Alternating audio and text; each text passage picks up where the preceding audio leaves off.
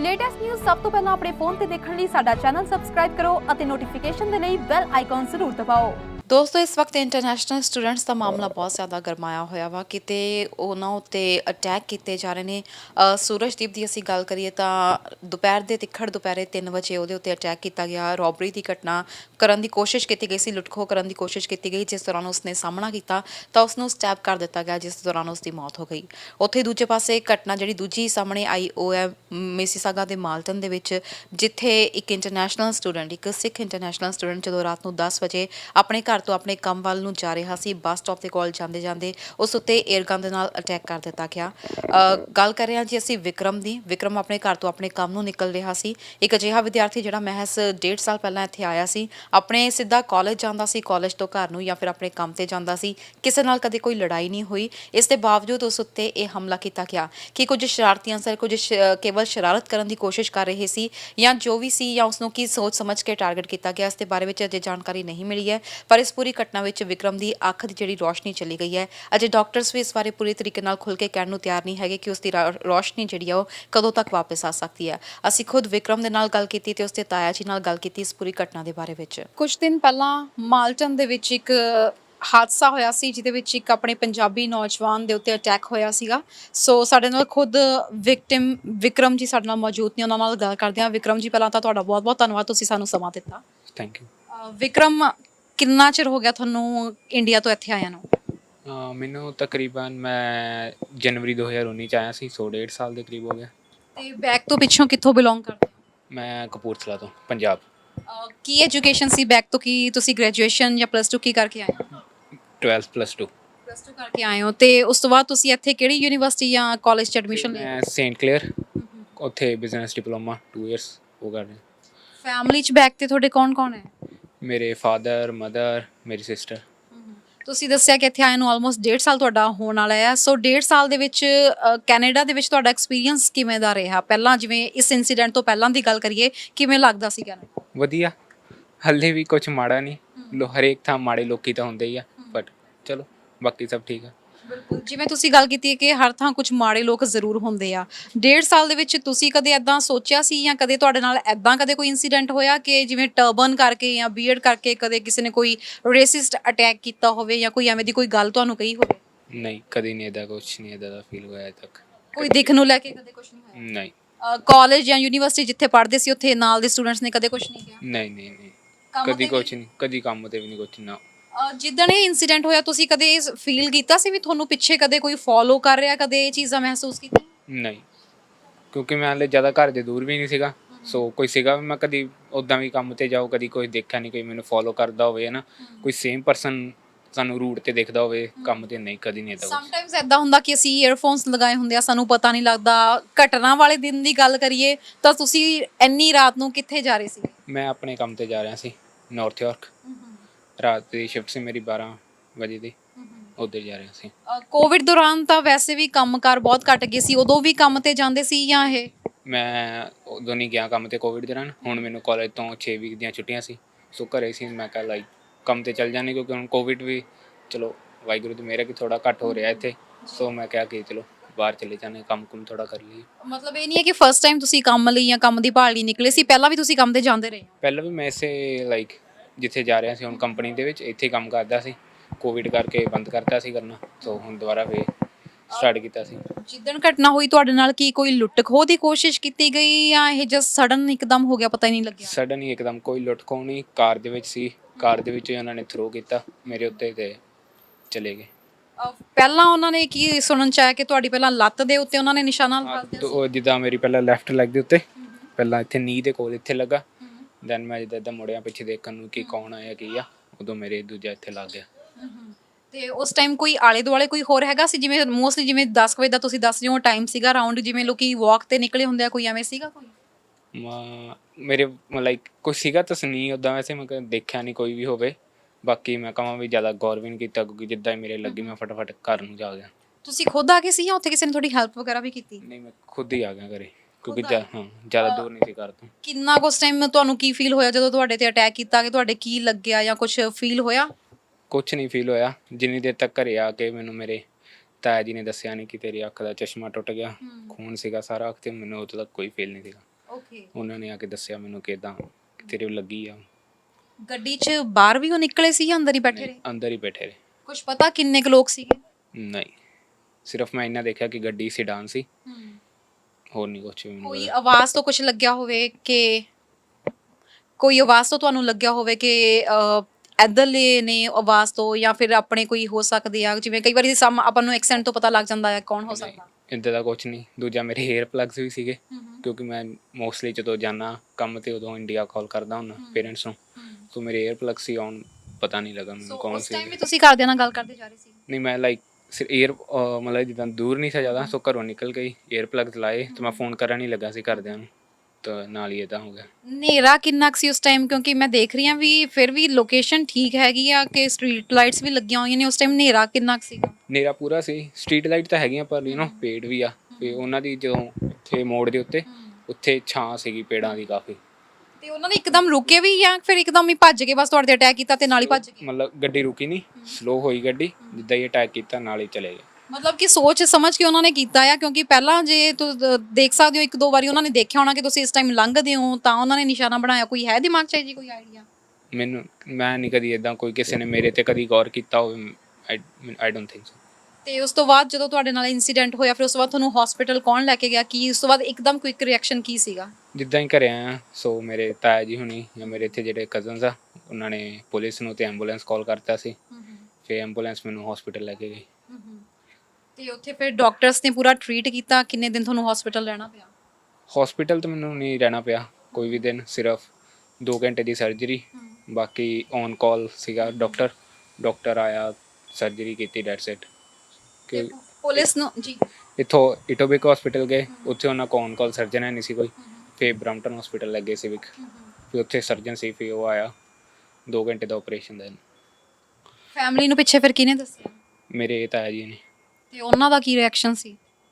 ਸ਼ੌਕ, ਐਵਰੀਬਾਡੀ ਸ਼ੌਕ, ਮੀ also. Like ਕਦੀ ਕੋਈ ਇੱਦਾਂ ਦਾ ਨਹੀਂ ਸੀਗਾ ਵੀ ਕੋਈ ਹੈ ਨਾ ਕਿ ਕਿਸੇ ਨਾਲ ਦੁਸ਼ਮਣੀ ਜਾਂ ਕੋਈ ਫਾਈਟ ਇੱਦਾਂ ਦੀ ਕਦੀ ਕੋਈ ਗੱਲ ਨਹੀਂ, ਕਿਉਂਕਿ ਪਿੱਛੇ 5 ਮਹੀਨਿਆਂ ਤੋਂ ਮਾਰਚ ਤੋਂ ਘਰੇ ਹੀ ਸੀਗਾ ਮੈਂ, ਨਾ ਕਿਤੇ ਬਾਹਰ ਗਿਆ ਨਾ ਕੁਛ ਹੋਰ। ਸੋ ਕਦੇ ਕਾਲਜ ਤੇ ਕਿਸੇ ਨਾਲ ਕੋਈ ਲੜਾਈ ਝਗੜਾ ਜਾਂ ਕਿਸੇ ਨਾਲ ਕੰਮ ਤੇ ਕੋਈ ਕਹਾ ਸੁਣੀ ਹੋਈ ਹੈ ਕਦੇ? ਕਦੇ ਨਹੀਂ, ਕਦੇ ਵੀ ਕਦੇ ਨਹੀਂ ਹੋਈ ਹੈਗੀ। ਕੰਮ ਤੇ ਮੋਸਟਲੀ ਤੁਹਾਡੇ ਨਾਲ ਕਿਹੜੀ ਕਮਿਊਨਿਟੀ ਦੇ ਜ਼ਿਆਦਾ ਹੁੰਦੇ ਆ? ਆਪਣੇ ਹੁੰਦੇ ਆ ਜਾਂ ਕਿਹੜੀ ਕਮਿਊਨਿਟੀ ਦੇ? ਮਿਕਸ ਹੁੰਦੇ ਆ। ਆਪਣੇ ਤਾਂ ਚਲੋ ਥੋੜੇ ਹੁੰਦੇ, ਮੈਂ ਕਹੂੰਗਾ ਦੂਜੀ ਕਮਿਊਨਿਟੀ ਦੇ ਵੀ ਪੀਪਲ ਹੁੰਦੇ ਆ, ਸਾਰੇ ਮਿਕਸ ਹੀ ਹੁੰਦੇ ਆ। ਪੁਲਿਸ ਨਾਲ ਜਦੋਂ ਤੁਹਾਡੀ ਗੱਲਬਾਤ ਹੋਈ, ਪੁਲਿਸ ਨੇ ਤੁਹਾਡੇ ਬਿਆਨ ਲਏ ਹੋਣੇ ਆ, ਪੁਲਿਸ ਦਾ ਰਿਐਕਸ਼ਨ ਤੁਹਾਨੂੰ ਕਿਵੇਂ ਦਾ ਲੱਗਿਆ ਇੱਥੋਂ ਦੀ ਪੁਲਿਸ ਦਾ? ਕਿ ਕੀ ਪ੍ਰੋਪਰ ਤੁਹਾਨੂੰ ਲੱਗਦਾ ਕਿ ਕਾਰਵਾਈ ਤੋਂ ਤੁਸੀਂ ਸੈਟੀਸਫਾਈ ਹੋ ਉਹਨਾਂ ਦੀ?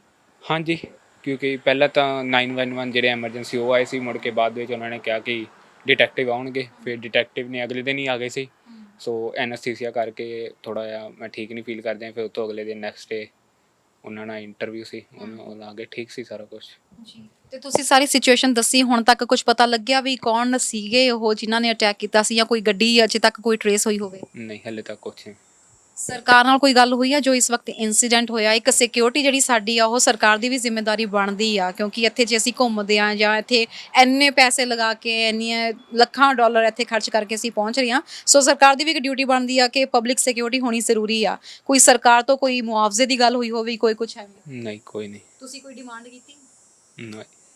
ਭਾਈਚਾਰੇ ਨੂੰ ਕੀ ਕਹਿਣਾ ਚਾਹੋਗੇ ਜੋ ਇਸ ਵਕਤ ਤੁਹਾਨੂੰ ਦੇਖ ਰਿਹਾ ਵਾ, ਕਿਉਂਕਿ ਐਵੇਂ ਦੀਆਂ ਘਟਨਾਵਾਂ ਲਗਾਤਾਰ ਵੱਧ ਰਹੀਆਂ ਨੇ?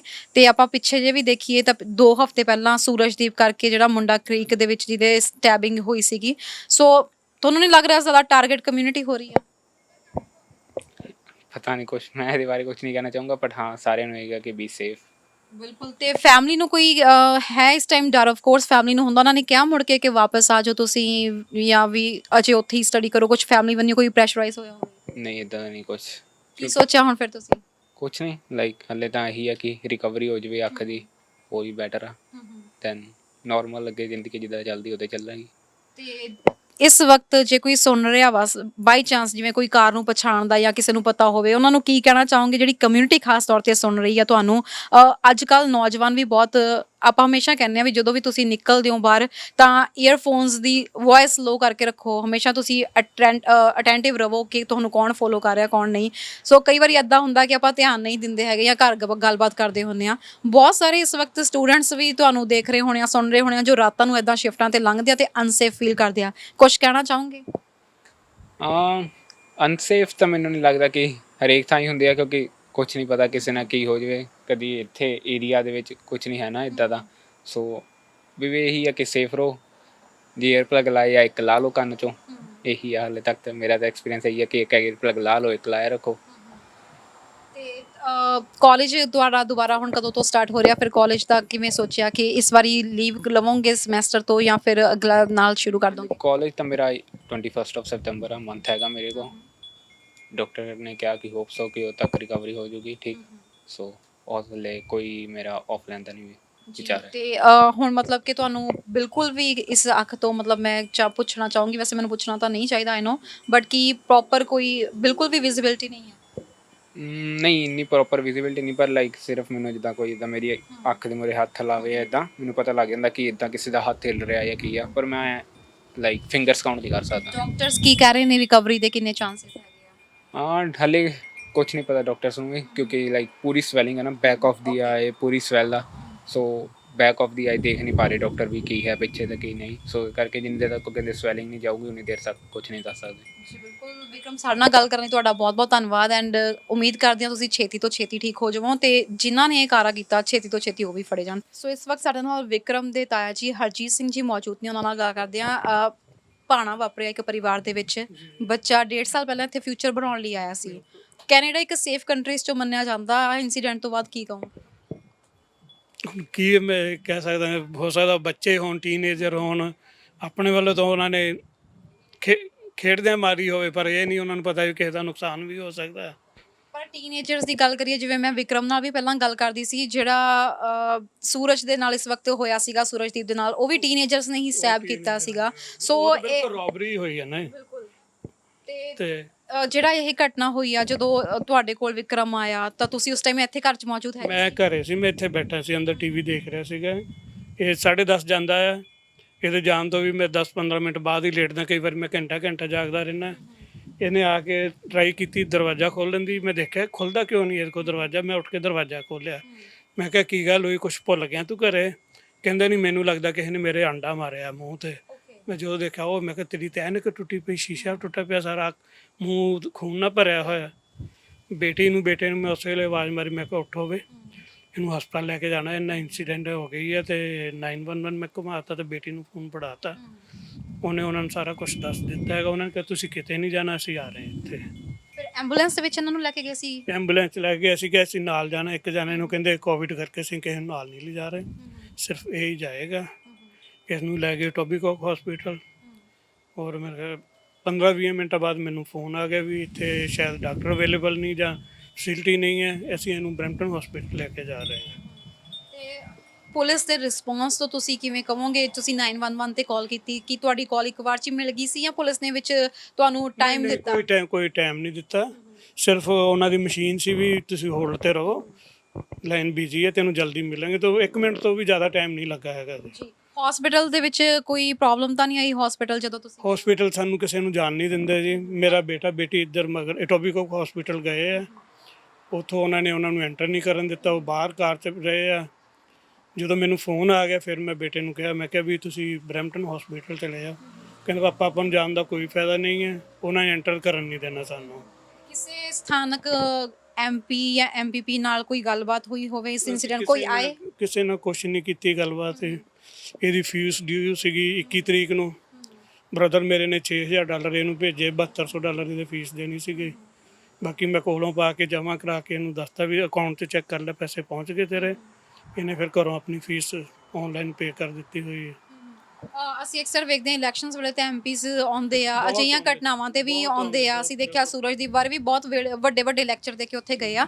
ਸੋ ਇਸ ਵਕਤ ਤੁਹਾਡੇ ਨਾਲ ਅਫਸੋਸ ਸਾਂਝਾ ਕਰਨ ਜਾਂ ਘਟਨਾ ਬਾਰੇ ਗੱਲਬਾਤ ਕਰਨ ਕੋਈ ਨਹੀਂ ਪਹੁੰਚਿਆ? ਨਹੀਂ ਨਾ, ਮੈਨੂੰ ਕੋਈ ਇਹੋ ਜਿਹੀ ਫੀਲਿੰਗ ਆ ਵੀ ਕੋਈ ਨਹੀਂ ਹੈ। ਮੈਨੂੰ ਰੱਬ ਇਹਦੀ ਅੱਖ ਠੀਕ ਕਰ ਦੇਵੇ, ਮੈਨੂੰ ਸਭ ਕੁਝ ਮਿਲ ਕੇ ਜਾਣਾ, ਇਹਦੀ ਅੱਖ ਠੀਕ ਹੋ ਜਾਏ। ਕਿਉਂਕਿ ਇਹਦਾ ਫਿਊਚਰ ਹੈ, ਇਹਦਾ ਤਾਂ ਫਿਊਚਰ ਹੀ ਸਪੋਇਲ ਹੋ ਗਿਆ ਜੀ। ਪਰ ਇਹ ਆ ਜੀ ਦੇਖੋ ਪੇਰੈਂਟਸ ਸਾਡੇ ਵੀ ਪੇਰੈਂਟਸ ਨੇ ਸਾਨੂੰ ਭੇਜਿਆ ਇਹ ਸੋਚ ਕੇ ਵੀ ਕੈਨੇਡਾ ਇੱਕ ਸੇਫ ਕੰਟਰੀ ਆ ਹਨਾ, ਤੇ ਜਦੋਂ ਇਹ ਜੇ ਐਕਸੀਡੈਂਟਸ ਹੁੰਦੇ ਆ ਇਨਸੀਡੈਂਟਸ ਹੁੰਦੇ ਆ ਅਸੀਂ ਵੀ ਖਬਰਾਂ ਦਿੰਨੇ ਆ ਹਨਾ, ਪੂਰੇ ਪੰਜਾਬ 'ਚ ਵੀ ਇਹ ਪਹੁੰਚਦੀਆਂ ਨੇ।